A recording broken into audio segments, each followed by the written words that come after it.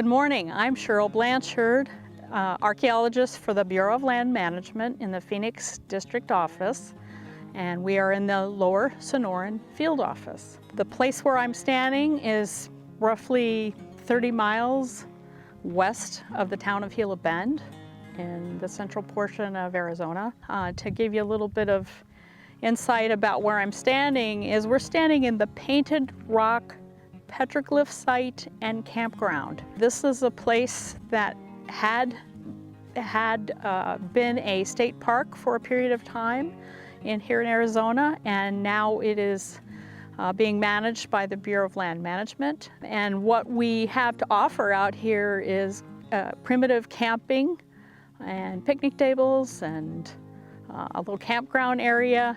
And the highlight of this area is the feature that is behind me is this knoll filled with boulders that have an interesting set of petroglyphs on them. These are etched into the rock over more than a millennia of time.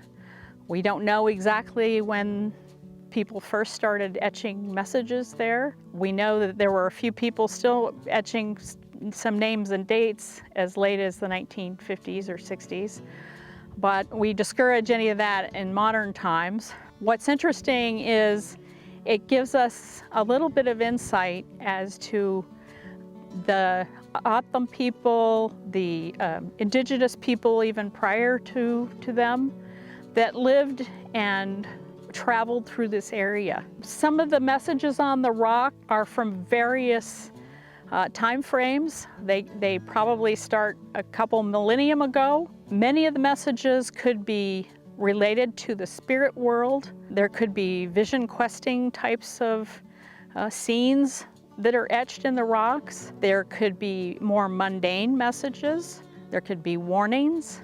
There could be stories. Some of the features that we see on the rocks are rather recognizable figures. I think there's some water birds, there's turtle, there is lizards, and there's zoomorphic and anthropomorphic features on there that are probably the ones that relate to the spirit world of indigenous folks that lived in the area.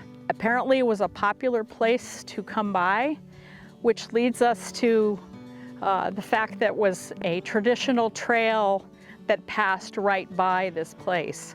So people would stop by here for a period of time, put their message on the rock, and continue on down toward the Gila River.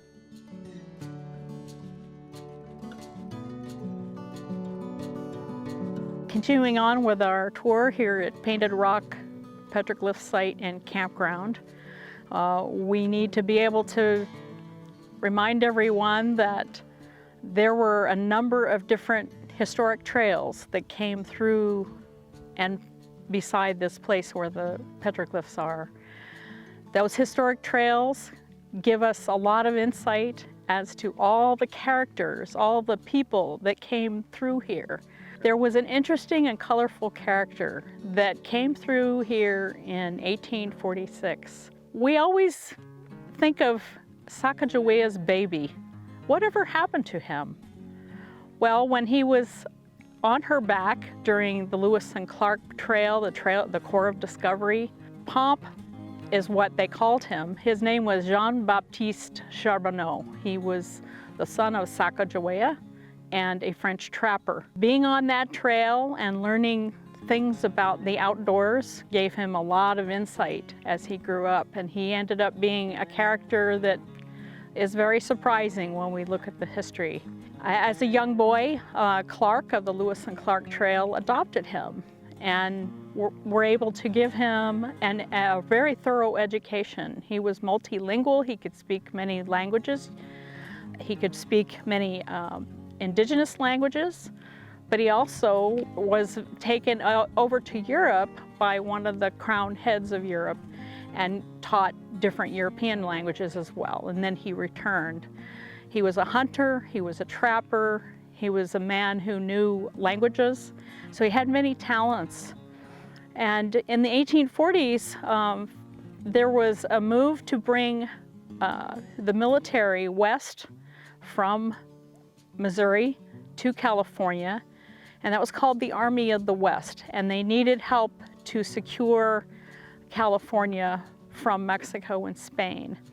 Philip St. George Cook was the leader of that expedition. He needed guides though, because he didn't know this territory well, and he needed a guide, and he needed someone to do some hunting to help feed all those hungry people that were along on that trip. Jean-Baptiste Charbonneau was hired as a guide and a hunter, and someone who could look out for the next water hole to make sure that the expedition west would be successful and that people would get the water and the food and the forage for the animals that they needed. That's where his story comes to light here in the Painted Rock Petroglyph and Campground, because he was the guide for that expedition and he came through here. And so we have a sign here at the site that talks about that story.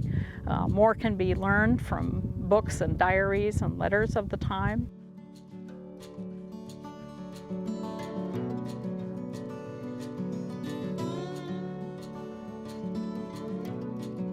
I want to thank you for joining me on this short little tour of the Painted Rock Petroglyph site and campground. We've talked about the petroglyphs that are here. We've talked about these wonderful historic trails that come through the campground here, and the stories that are caught a little bit by some of the signage. Although we don't have every story outlined, there are many other stories that we haven't even talked about.